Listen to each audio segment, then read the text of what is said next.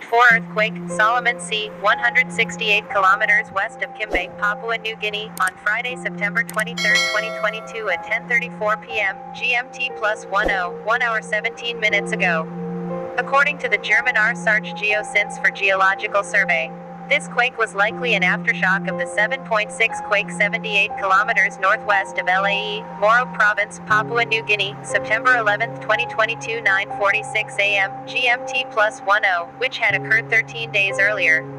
Updated, September 23, 2022 13:43 Greenwich Mean Time 8 minutes ago. Refresh. I felt this quake.